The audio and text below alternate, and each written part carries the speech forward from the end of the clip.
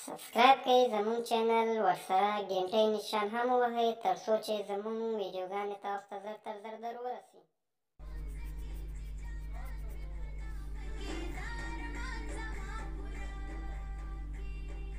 السلام علیکم دوستانو، هیله ده چې ټول به ښه یاستئ او جوړ به یاستئ. پرون شپه مې د خان لایبرري د ویبسایټ په اړه در سره ویډیو شریکه کړله.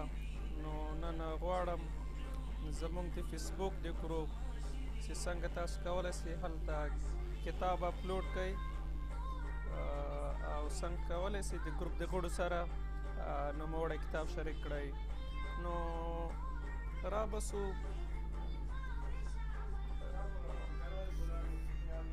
د فیسبوک ګروپ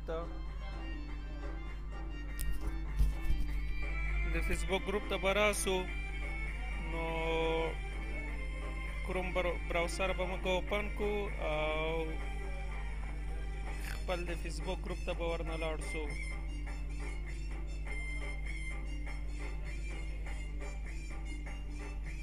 کله مو چې د خان لایبرري دغه د فیسبوک ګروپ اوپن کړ نو تاسو بیا لاندې د کرس په واسطه باندې داسې راسي.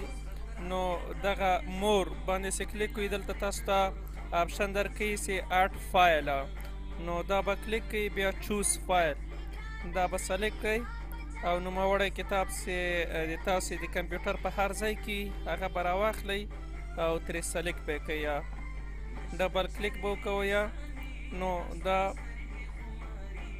کتاب په اړه باندې دلته تاسو یو څه لیکل هم کولی شئ او پوسټ به ووهئ. نو نوموړی کتاب په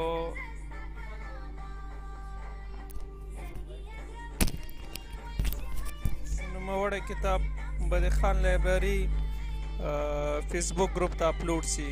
اوس د اپلوډ کېدلو په حالت کې ده.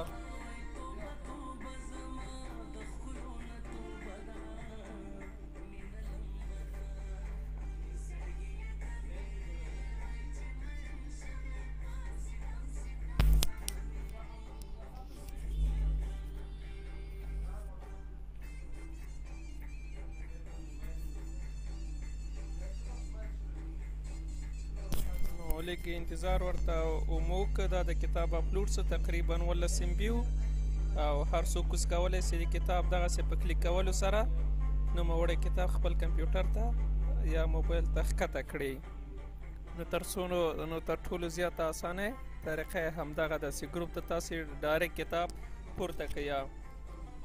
نو د ګروپ په اړه باندې که تاسو نور څه مشکلات لرئ، موضوعاتي، هیله ده ماته کمنټ کې ولیکئ تر څو زه ورباندې دغسې یو لارښودي ویډیو جوړه کړم.